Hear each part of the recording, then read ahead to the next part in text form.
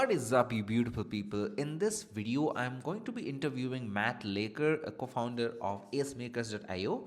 Now, Acemaker is a mastermind that specializes in helping business owners generate more leads and sales, especially European business owners. Now, the interesting thing about Matt is he has really cracked the way of creating good offers and productizing or systemizing the delivery side of things. These are the two main topics that we'll be discussing in this particular podcast. So if you are a growing consulting, coaching or service business who needs help with this podcast might be really helpful, because I honestly got a lot of insights from Matt that I'll be implementing in my business as well. So without any further ado, let us get into the podcast, and I hope you get a lot of value out of this. Hey Matt, what's up? Hey, Giant. Hey, I'm good. How are you? All good, awesome. Matt, I checked out your website, and we have been connected for a while now. Would you mind sharing a little bit about you to our audience? What is it that you do, and how does your business operate? Sure. I'm Matt, and I'm a co-founder of Acemakers, and Acemakers is a consulting company for digital B2B service providers. So essentially what we do is we help anybody who has a company that is serving something digitally, not necessarily physically, not at the locations, like not moving lawns, but actually, selling consulting as well, or websites, or design, or cutting costs for other companies, or any kind of service, and that is selling the service to other businesses, so to B2B, so not end customer, not somebody who's an individual, but actual targeting companies, and that essentially is offering some kind of service. So not the product. We don't specialize in SaaS and in any software, as in like selling a product on an inexpensive subscription, or we're not specializing in any physical products like e-commerce. We just specialize in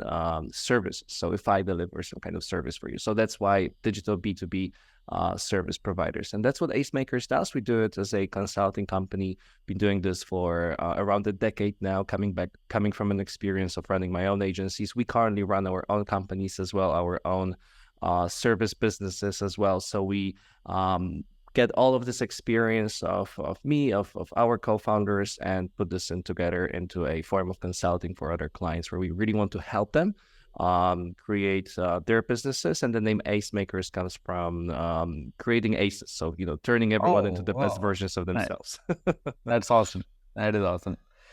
I mean, that's intriguing, and I totally get you, because the challenges that you get while running a SaaS business is very different from the challenges that you get while running an actual service business, because we are more manpower heavy, and scaling services, they require a very different level of skills, right?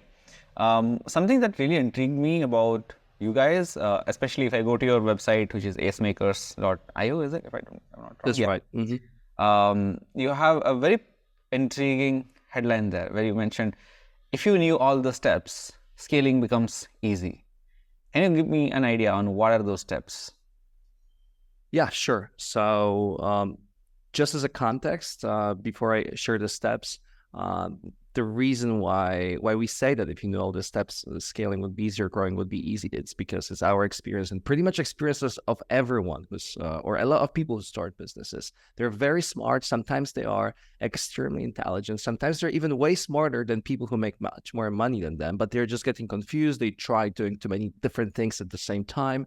And oftentimes and myself, and I believe anybody and everybody is lacking this clarity on, hey, what should I do? What are the clear steps to get me to the next step? So how can I learn from others' mistakes, trials and errors? So essentially, that's the reason for this, to save time and give clear roadmap. And I think that's something that colleges do, universities do. They tell you, okay, this is this curriculum, this is how you can learn it, but it doesn't really apply to starting a business. So sure, there's business schools, you learn principles, but there's not really a structure of how to get from point A to B in this, digital service business. And there is actually a lot of those kinds of courses, masterminds out there, but I haven't seen anything as structured or as professional. And that's where it hit us. We need to structure it in a professional way, just like colleges or just like any professional consulting companies, and give a clear roadmap. And now the structure that I see that is essential in clear steps is to first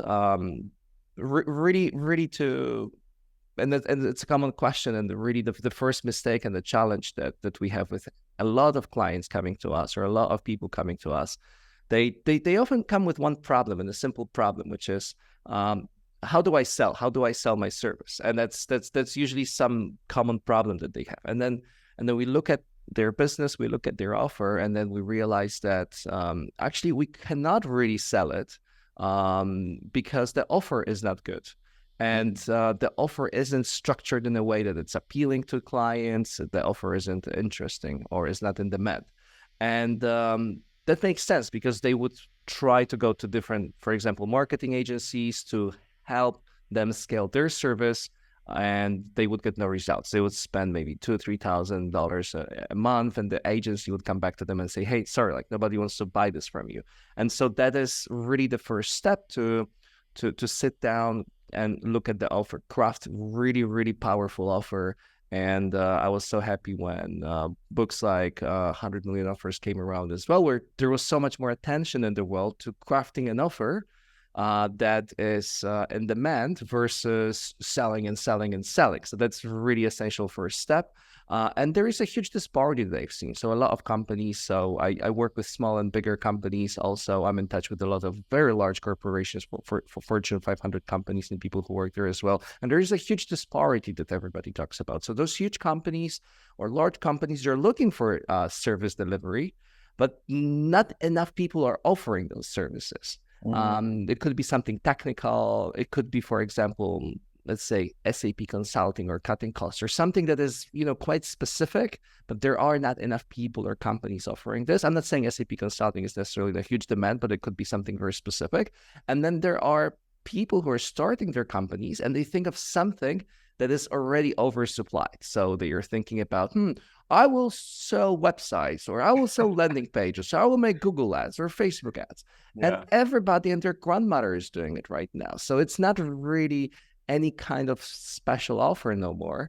And so it's really, first, what I've realized with most of our clients is to nail down a really, really powerful offer. Now, don't get me wrong. I know that there's a lot of agencies that are really amazing with Facebook ads, with Google ads, with all those services, and they could get great results and great revenue. But what I've seen is easier, at least for our clients, is to find very specific problem that you're solving and really tie down this technology that to this problem you're solving. So, for example, we have one client who has he was doing TikTok video editing as a service, and and he was trying to offer this to clients, and he's good. The service is good, but a lot of people do that these days. And so we were thinking, what is the problem that you're actually solving? So we figured the problem. I'm sorry to cut you off, because just strike a chord here. And I loved the approach when you mentioned that you don't just focus on the service, you focus on the problem and then craft the offer. I'll let you, explain how you did this for this TikTok advertising agency, because exactly yesterday I got one of the case studies, and this guy was a developer, website developer, and he used to reach out to e-commerce businesses saying, "Hey, I'll redesign your Shopify websites," because that's what he knew how to do, but nobody would pay attention to him. So he revamped his offer from like, "Hey, instead of saying I'll redesign your website," he's now pitching, "I'll design a quiz funnel for your e-commerce store, which will get you more leads and more sales." And he would build just quiz funnels, charge double the money that he would charge normally, and because the customer is getting more result, he's selling like hotcakes. And I think I wanted to highlight this particular approach, because a lot of people think their services are their offer. When I ask a lot of people, what is your offer, they say, "Oh, I sell video editing." That's not the offer. The offer is like, "Hey, I solve this problem through video editing, and that's just one part, and I do a number of things that solve this problem in an easier and faster manner." Am I correct here? 100%. That's exactly what I also have realized working in this industry of consulting digital B2B service providers for the last decade. It's exactly what you said. And it hasn't been like that earlier on. 12 years ago, 10 years ago, it wasn't like that. I went Yeah. on Upwork and I was able to sell a website design for $3,000 and then maybe outsource this somewhere for 300, and people were happy about this. But the market has become so much more competitive, and the service is no longer an offer necessarily, as exactly as you explained. Exactly. At least when it comes to saturated services, like So what happened for to example, the marketing. TikTok agency that came to you?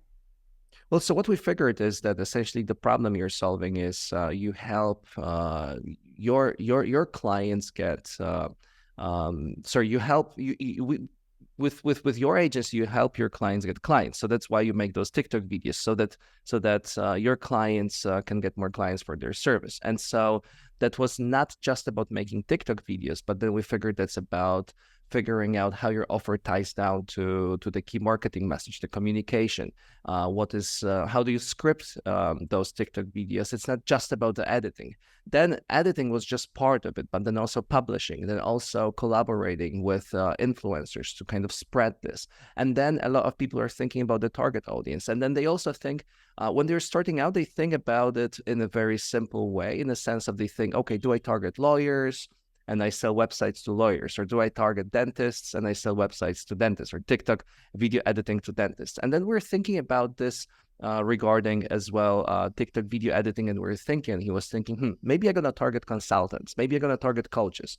That's a type of a target audience that is getting clients through content marketing, which makes sense. But my concern was that, yes, that's true, but also a lot of them are starting out. It's a very easy entry barriers to become a coach or consultant. So a lot of them don't have money. So it will not be the best paying audience for you, but there are a lot of audiences that can pay you much more money for TikTok.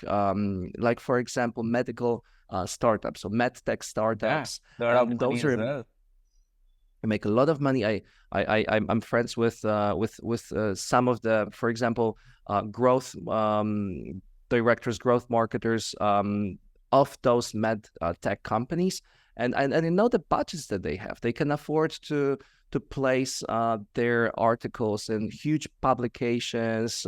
They can afford to pay companies like Bloomberg or big newspapers for advertising in there. So I know that those budgets are much larger, and it's obvious that those budgets are more larger. So can you solve the problem of those companies to promote a medical product, a new device that is not known on TikTok? And the answer is yes. Like that's exactly what people search TikTok for, and they're like, hey, that's a cool idea. I can wire myself with this electric whatever wire and become more productive, or whatever that is, right? It's a joke, but there is all sorts of different products like that. And so we figured that, hey, you can actually solve problem for them, and then there's at least 4 or 5 other audiences we've identified that you can solve a problem for.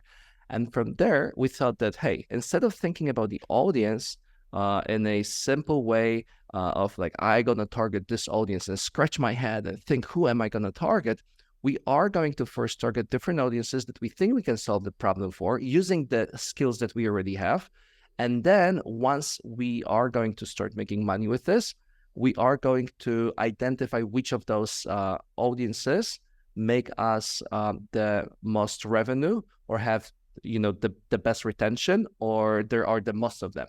But we are then going to cluster them not on the basis of just audiences, technical medical startups or consultants. We're going to look for common denominators that group them together. And those common denominators, it can be something else than niche, could be something else than demographics. So for example, one of the guys I work with has an in the past has an explainer video agency. And we have identified that the common denominator, we can see that the common denominator across all the clients is that it's people who have a very complicated offer and they don't know how to explain it.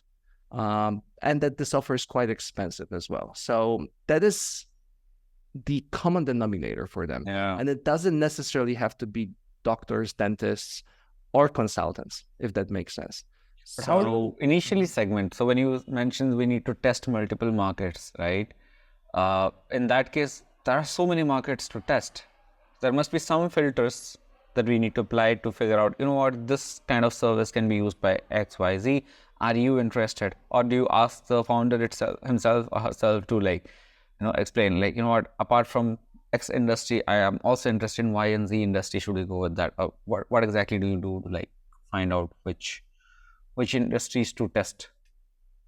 So we go through a framework that we've designed inside of Acemakers, and the framework goes through steps like, for example, list all the list what's the problem that you're solving, and list all the audiences that you think you could solve this problem for. Then think about if this is the problem that actually keeps them up at night, or is this a tiny problem. Like, for example, our clients in the Acemakers, they all feel lonely. And one of the reasons why they want to work with us is because it's very lonely to sit in your bedroom, starting your business, or at your house, and they might not have coworkers. Maybe they quit a job to start a business. Maybe they are sole entrepreneurs, or maybe they have a small team and they're remote. And so that feels lonely. And then we were also marketing this. Hey, the problem is that you're lonely, and we give you this family that you don't have when it comes to entrepreneurship. But what we've realized, it is a pain, but it's not something that doesn't let you sleep at night. It's not like you're, waking up at night and you're like, oh my God, I feel so lonely. I wish I had more business friends. And maybe it is a bit of a pain,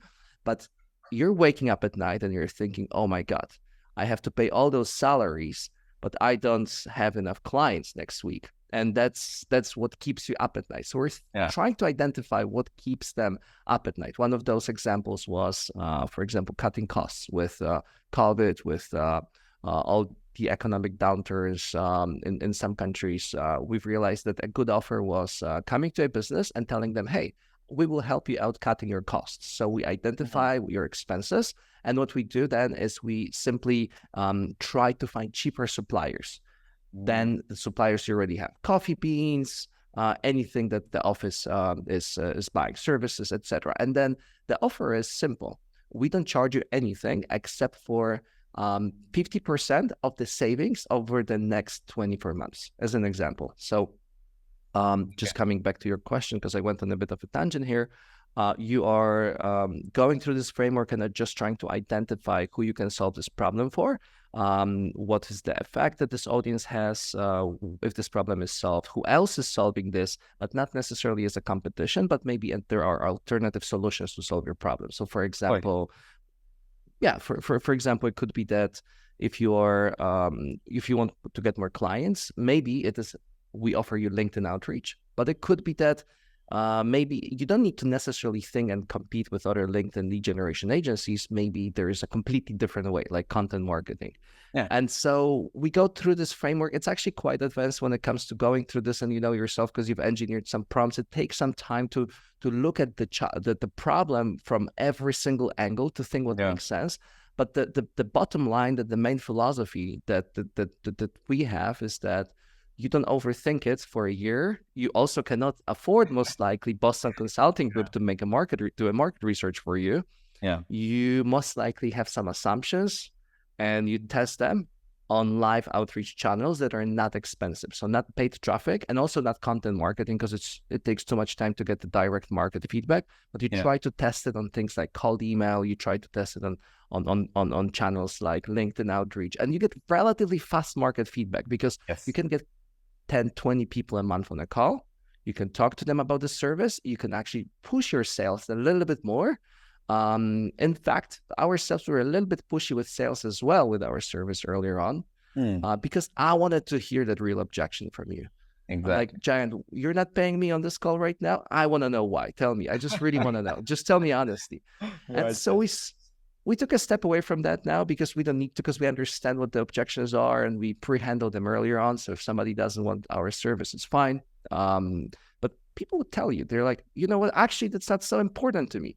It's not worth it actually for me to pay this much for. I mean, it's a small pain, but I mean, does it make me stressed and unhappy and I cannot sleep at night? Probably no. Or maybe that is just simply something that I don't trust that you can deliver. And so really for me, this is about going through those frameworks, launching a few of those ideas out that are quite similar, getting people on calls, and then getting direct market feedback, and then pivoting. And in my opinion, this process, at least for us and our clients, takes anywhere from 1 to 3 months if you're starting out, to get the first solid high ticket client for a good offer that you could say is replicable. So now I touched on the second step, which is sales, and I think I already explained that this is offered and it's sales in that process. Then it's after you have and before I also touched on lead generation. So it's offer, lead generation, sales, and then what we've realized is systems, and systems is extremely important because most of entrepreneurs, even when they are running larger companies, and that was a crazy realization for me, because we've worked with really large companies making millions a month in revenue, more maybe in kind of companies that offer or in more traditional kind of industries, like some kind of engineering companies, etc. But we've realized that they do outreach, they talk to potential clients, but they don't have any spreadsheet systems, dashboards to see their numbers. And so what's extremely important for us is to see how many calls with interested clients you had from this funnel, what was the outcome, and it could be that they flaked, it could be that they converted into the next call, it could be that they dropped out, it could be that they gave you this objection. And this database decision making is so helpful, because then we look into the spreadsheets of our clients. We know the benchmarks across 250 or so clients we've worked with that work at any given time, and we can say that, hey, this is the bottleneck, this is the problem. And that's a huge value of also working with a consultant, because somebody's just looking at your numbers and is spotting the bottleneck, the problem that you have. So you're trying to fix all sorts of different things. You're working all day on everything and nothing, instead of just jumping into the exact problem that you have based on the numbers, sloshing it like what's the Beat Saber? Should we play the game of Beat Saber?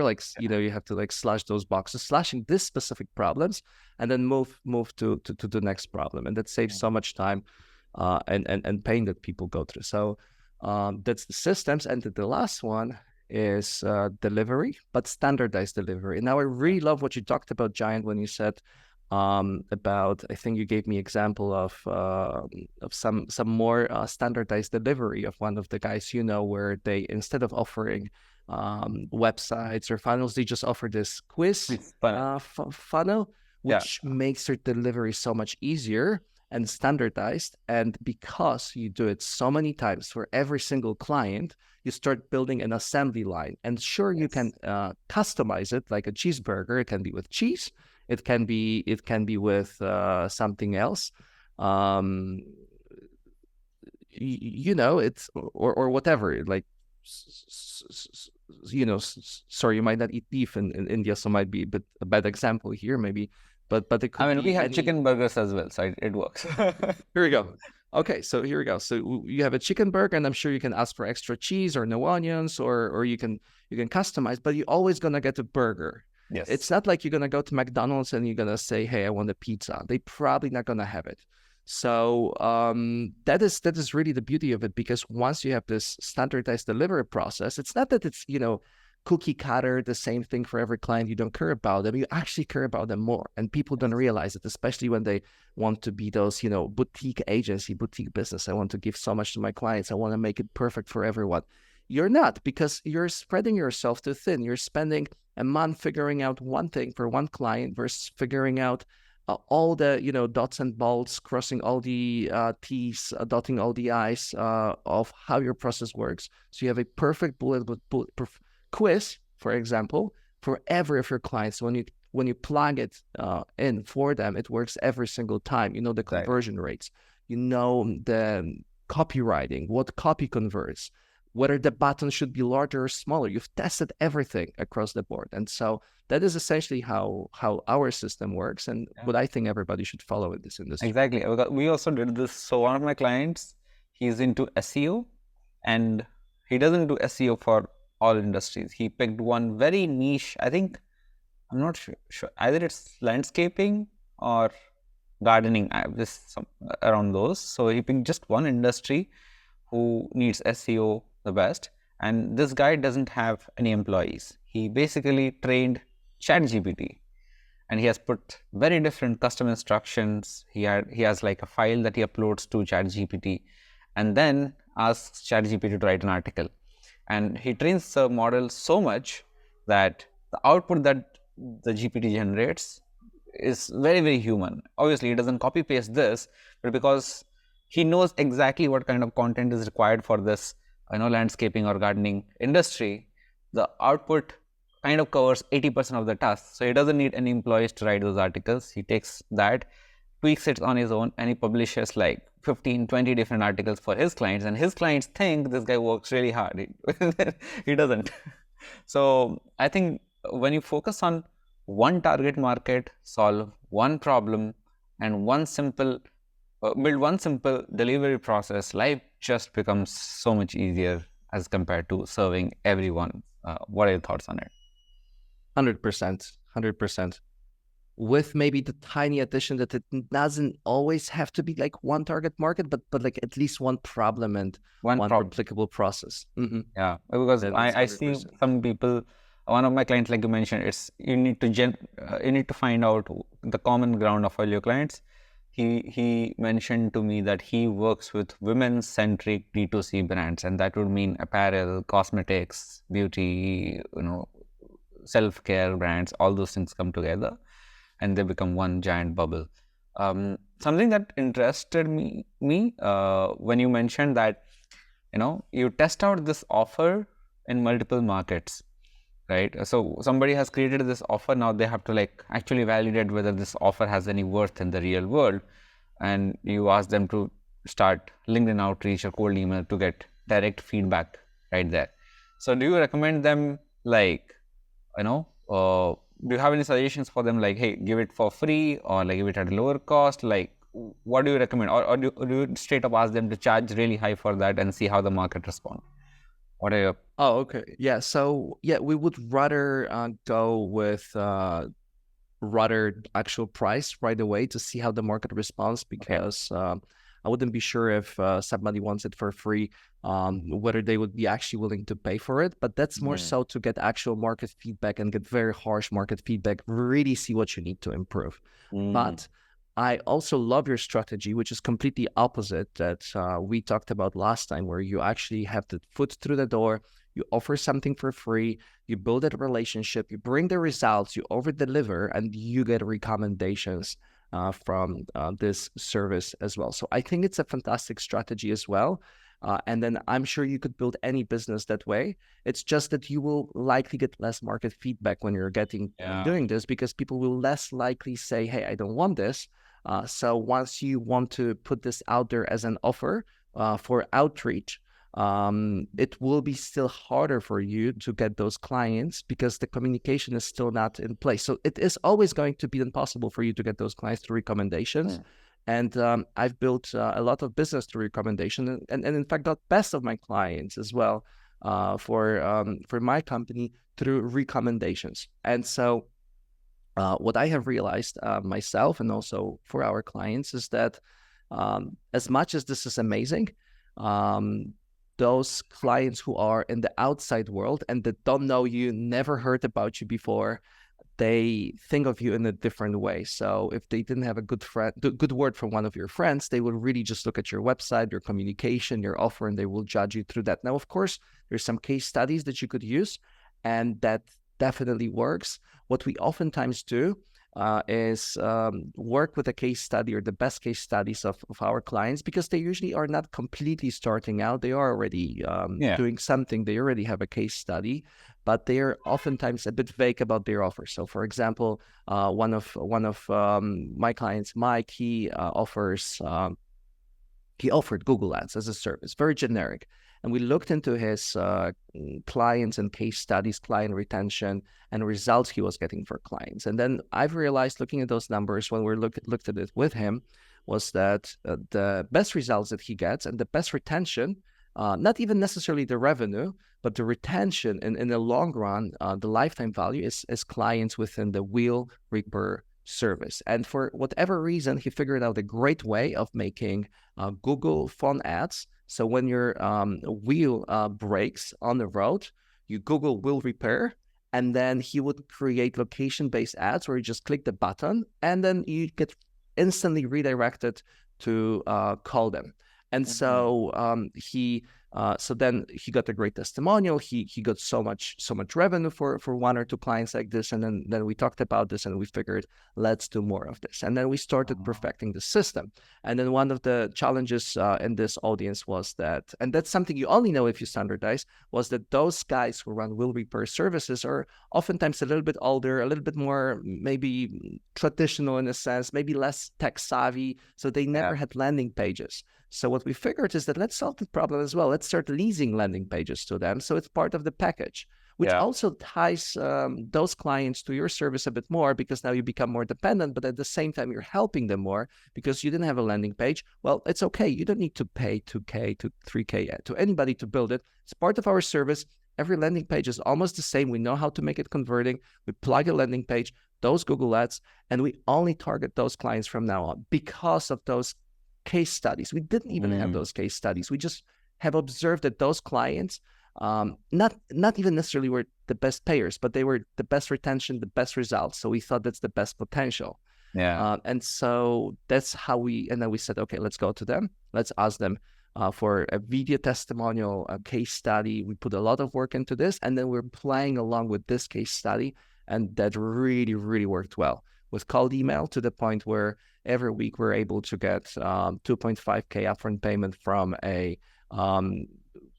at least 2 clients just by sending cold email, showing this case study, making a personalized little video on what we can do for you. Hey, this is what I see in your analytics. We go into SEMrush or one of those tools, show them some things in the backend, and they're like, okay, that looks credible. They give me a personalized offer, and they send me a testimonial and a case study of a client that is pretty much exactly the same as me, just from different town. And so that's more or less the angle we went through. I never did what you said, but it makes sense too. It does make sense. So my angle was like, it was more from an Indian person. Like, if an Indian guy reaches out to you, you'll probably not directly trust him to pay like 3,000 pounds or whatever, right? You need to build some rapport. For such cases, I think a free service to get that first testimonial out and then growing with the recommendation kind of works. But let's say you are sitting in Europe, you being local is the best in, I feel like. And I'm planning to shift to UK in a few years, where I would have my own office. Then it would be much more easier for me even to get clients in in European countries, because now I'm a local, right? So that kind of helps. And when you're starting out from somebody from this second world, third world nations, it's easy for them to like get this way in and expand. But from a local standpoint, I would agree with you that you need to test your offers fast. In fact, that's a very similar advice that I give to our mastermind clients. That if you are serving in India, you don't need to worry about, hey, how do I get my foot through the door? Just pitch. And I would even go to an extent that if you are in Bangalore, just pitch to businesses in Bangalore. You being a person from Bangalore, they'll just trust you, even if you don't have case studies, because you can anytime go and physically meet them, and that builds like a solid rapport, and selling becomes easier that way. So that way it works. I mean, it's just what situation are we placing ourselves at? Yeah. But I could imagine that your strategy could, I 100% agree. I could also imagine that your strategy could work really well if you are in your own country. Let's say you are in the UK, as you say, or in the US, and then you just offered it, and you're from there, and you're local from there. And then imagine you're offering this to people as well, to clients as well. I'm sure you would build business like that as well. And I think that if you're really stagnated, and I think a lot of people are, they're like, I have this offer, it's 5K, nobody's buying it. I mean, move the needle, start really working with people, make it inexpensive, make it cheap, make it free, just so you get some feedback, you see what the system works like. But by all means, never make them custom work, but try to standardize this process for every client. So at least start building your internal engine And so just, to put yourself in emotion, because I think there's nothing worse than you're trying to offer something, nobody wants to buy it, you have no market feedback, and you're just sitting there by yourself in the dark room, and you're just lost. I think it's better to then do what you said, even on your local market. I think it could work great.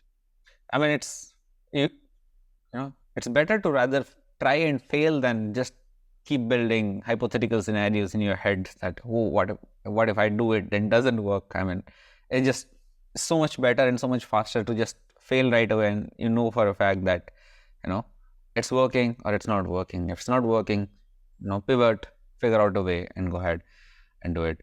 Matt, I had this question about the European market as of now. Like, since you are local there, right now you're in Dubai, I understand, but a lot of your clientele is from Europe. When it comes to a business standpoint, especially your clients who are in the service businesses, right? How does their buying behavior look like? I mean, let's say somebody from India, they want to work with an European businessman, right? What would the messaging be? What should the offer look like for them to sound interesting, at least to start talking to somebody in Europe?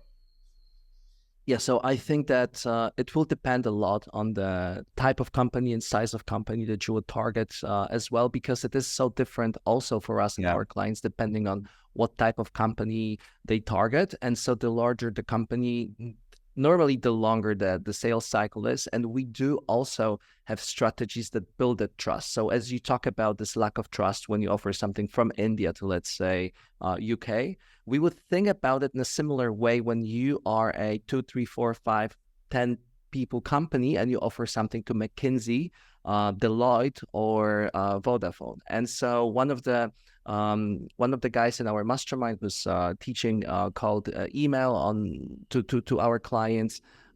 He has developed this strategy that we use for our clients to target those larger companies. For example, where instead of sending a cold email with an offer, we send a cold email offering a free keynote presentation. So what that means is that we offer to present our methods about something that we know, that we have figured out, that is based on our frameworks, that is also related to something that's it's hot in the industry right now.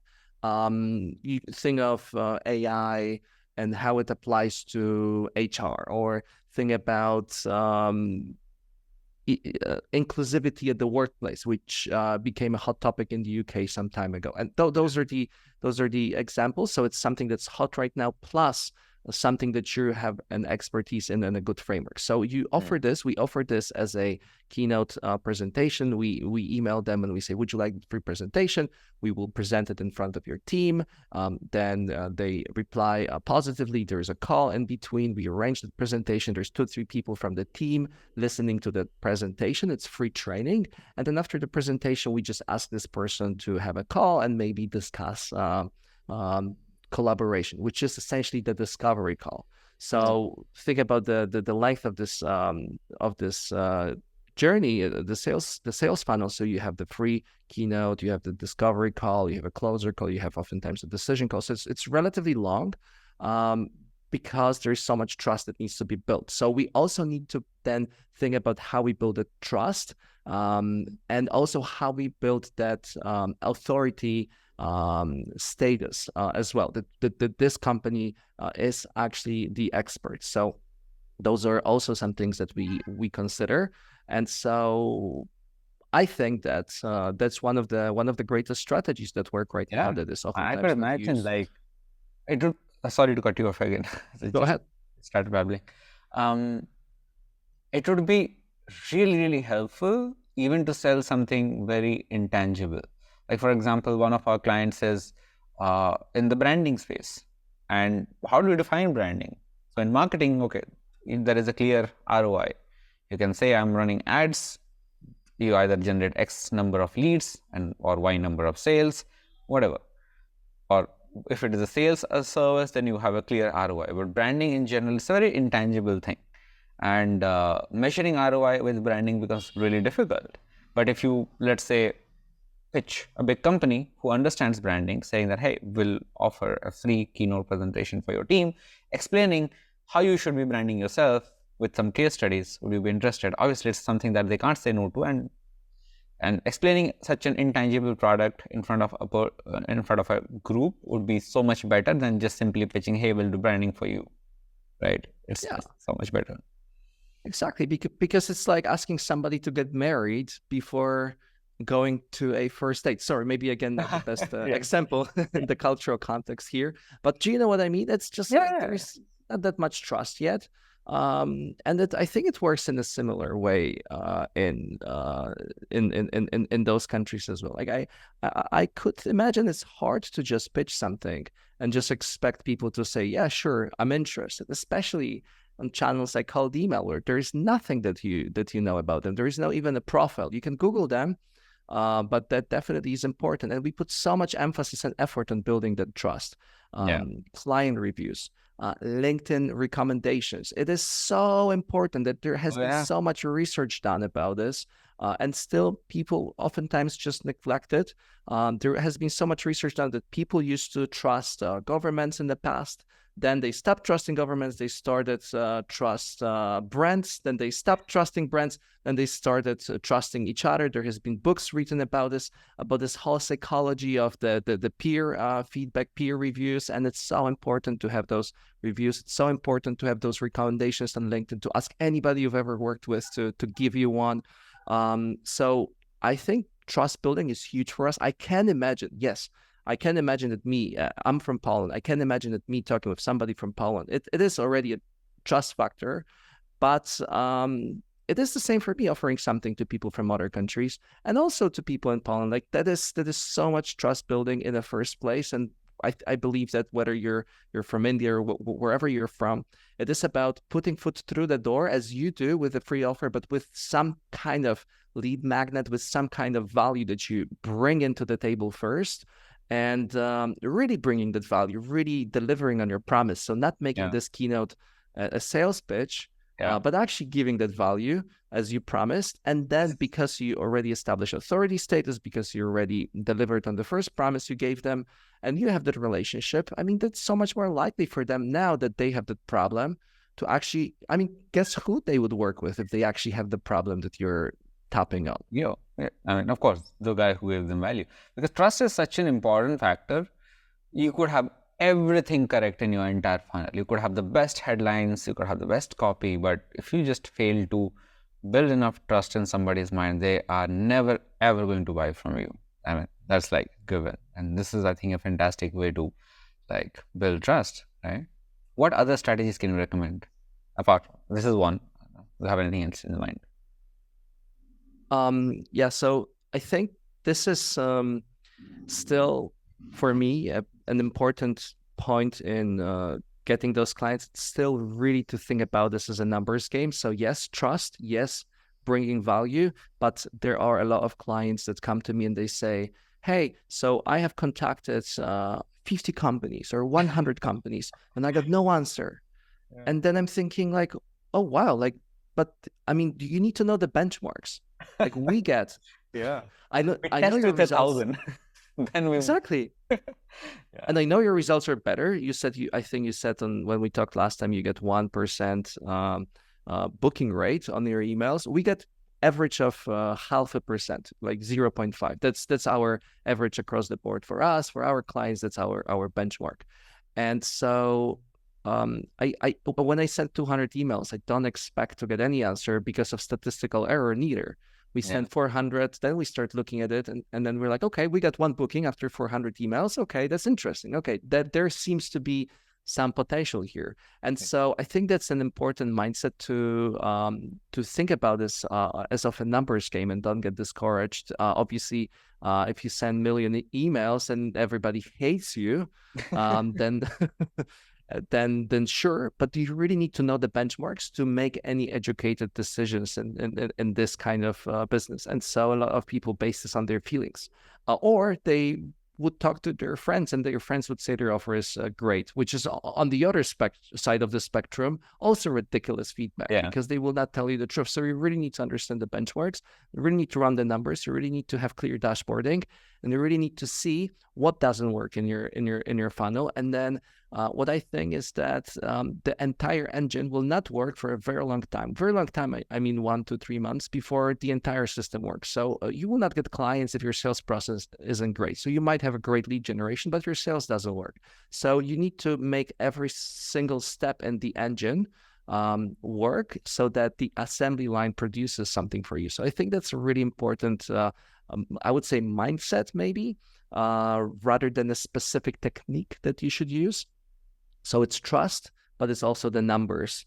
And then we talked about a good offer that is in demand, that people give you feedback about. What we do in terms of more, specific, tangible methods, we mainly, for B2B digital service businesses, when you're starting out, I believe LinkedIn outreach and also cold email are the best funnels to build your client base outside of your network.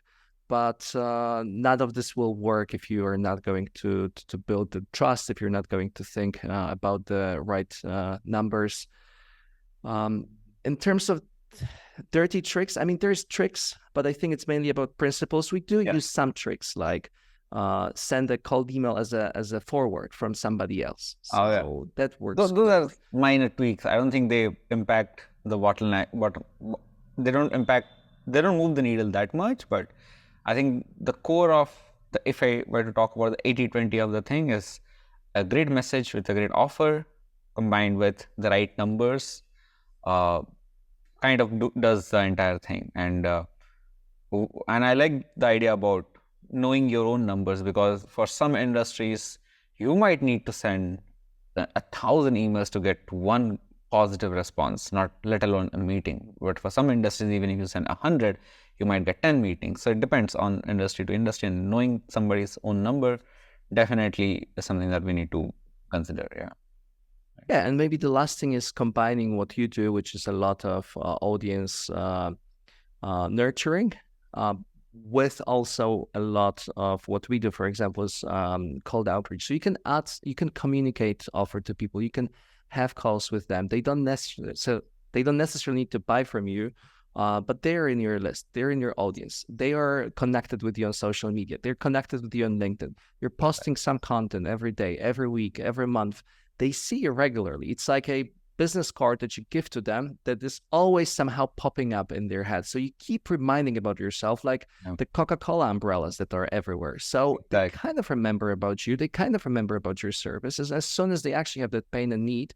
And because they were developing the trust over time, they would eventually become your clients. And the thing here is to think about this kind of like an aquarium. That's how I see this. So you have your aquarium. It's like your audience where you're producing content marketing for, They build the trust. They start knowing you. You invite them to your business and personal life. So it's very similar to real interactions with people. And then you want to add more friends into this bucket. And that's something you can do with cold outreach. And that's how you can combine cold outreach with that nurturing that you're really great at. And I think this is a great strategy to think about combining inbound and content marketing with outbound, and adding more of the let's say fishes to your aquarium, if that makes sense. Yeah, absolutely, that makes sense. Matt, before concluding this podcast, there is something that I'm really interested in. And when I went to your channel, and I might put Matt's channel down below in the description, something that I understood, that you are somebody who has lived in a lot of the countries, and that has been my lifelong dream, to like travel the world. How has been your experience traveling different countries and understanding a lot of the cultures? I mean, it's one thing that I've learned from one of my older friends. It's a friend of my dad that I talked with. He was one of the most traveled men I've ever met. He've traveled to, I don't know, every country, but so many different countries. And I asked him, "What's the best country for you to live?" and what's the best country in the world? And he told me that, you know what? There's no one best country. Every country has something it's best at. So, for example, if you go to Germany, you're going to have the best highways. You're going to have, those bands that you can drive with no speed limit. So it's fun.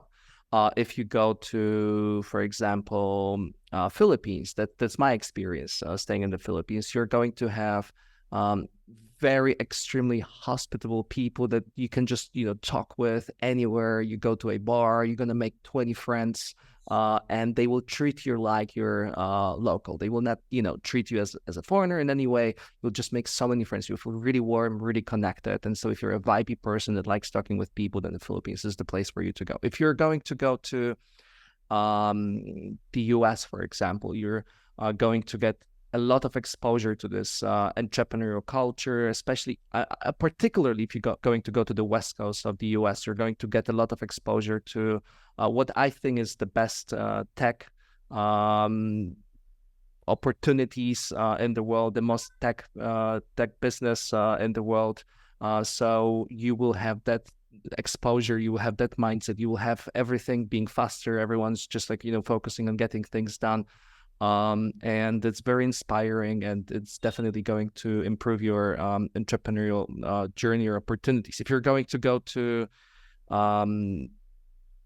for example, I went to South Africa this year as well, and then I've loved how friendly people were. I've loved the hiking, how much you can go hiking. So there's just so much stuff about every country, and it's really about figuring out what I think works for you. So this weekend we're going to Uzbekistan. So we're trying to travel every second weekend. We're fortunate enough to stay in Dubai now, which is kind of in the middle of It's connected to everywhere in the everywhere. world. I know. That's right. And then there are flights for $188 that we got to Uzbekistan for the weekend. And those are, like, I don't know anything about Uzbekistan. It's just so interesting for me to just go there, figure this out. And this gave me so much context about, working with people, like understanding global business. I lived in Romania as well, and I've seen all those shared offices centers that were opening there, and I even worked as a recruiter in one of them, and it gave me a great idea to understand how the economics worked in Europe. And then I went to the Philippines, and I worked with some guys who run an offshoring business there, and it's so interesting for me to see how culture works, how people are, but also how business works, and how this business is connected, how business is connected between the Philippines, India, US, Europe. It's just so interesting for me to see how this works. So And you have been running your business the whole time while you're traveling. yeah, I have been traveling for the last decade, but I did have some longer stops in some countries. So I did ended up staying a bit longer in Vietnam. I was there because of my ex-partner, so I decided to be there, settled there for some time, then get back to traveling, and now after, I would say, decade of traveling around the world, being in a lot of interesting countries, I would say I am now at the point where I am more so looking for a base. Alright. So that's why I'm in Dubai now, to anchor myself a little bit more. And there will be a move next year to the West Coast of the US to Come to India, focus a my little bit man, more on sometime. We'll host you here. I will definitely come and visit. That's for sure. But yeah, so I feel like it's so so important, depending on like the stage of life you're at. So I do weekend travels now, like Uzbekistan, but I don't want to live in countries like Uzbekistan. I want to live in places like Dubai. I want to live in places like West Coast of the US. I want to live in places where I see the most business opportunities and where things work, and that is just something that I find more efficient right now, or more serving me at this stage of life. Before, I was going with my laptop, going with my backpack, and bootstrapping my business. And I think it's amazing for younger guys starting out. But I think at my age, I'm 30 now, I think it is just, even though I have this travel bug, I think it just makes more sense to have a stable office, work from here.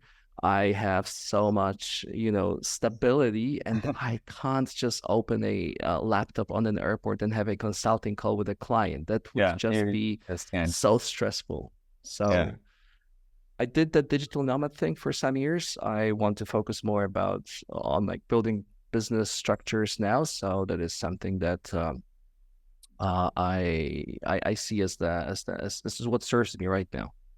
That's fantastic, man. I'm also 30 right now. So, but my dream is to like retire by early 40s and travel the world again, because I never got to do that in my 20s. I was hustling here in India. But every time I see somebody like you who has traveled the world, I get fascinated with all your experiences that you have gathered. So that's something that I loved listening to. So yeah, in the end, thanks a lot for coming to this podcast, and we should do more of these. And if you have, if you have one last thing to suggest to my audience, let's say my audience is an Indian businessman who is in the service sector as well, and they want to go ahead and start working with European nations, helping you guys out, what would be your advice to them?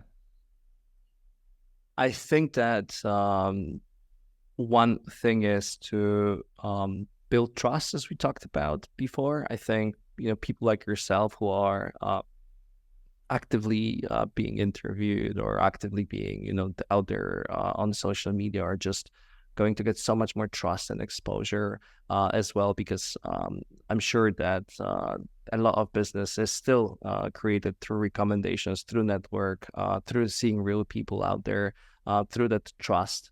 And so that's probably one thing. The second thing is still to consider if you want to be an offshoring company, as we talked last time, and if you want to stick to that stigma, or maybe there's a different idea about this. I've seen awesome Indian-based companies that are not typical offshoring companies, but that are actually, targeting international market with their offer, with their service, not as an offshoring company, but as we deliver the actual service. So it's also a question to ask yourself: is that how you want to position yourself, or do you want to position yourself as the direct, company that delivers? And the third thing is, except for this trust, which is not particular for India, but I think it's particular for always not being from the country that you serve, that I would get, the same or similar challenges in any country, just like anybody from India. Those European countries, it's not like they think I'm from Poland and therefore, the Germans be like, oh, you're from Poland, then you're one of us. I don't think that's the case. I think they're like, oh, okay, you're from another country. That there is some trust that needs to be developed. Those tiny European countries. I'm saying tiny European countries from, like India, China, US perspective, where you guys are like massive countries, a huge amount of people. We're like tiny little nations, and they're like so different to each other. And that's why it's, those markets are different. We work with Germans, we work with the Brits, and they're so different. The way we communicate, the way we sell, the way we build lead generation funnels. So I think it's really important to not think of this as, hey, I'm from India, so it's harder. I think it's more so it's harder for everyone if you target somebody who has less commonalities than you, and therefore there needs to be some extra groundwork done to bridge that gap. Exactly. Thanks a lot, man. This session has been really, really insightful. Thanks a lot for coming, and see you and some other podcasts again, right? Thank you, Jai. That was awesome. Take care.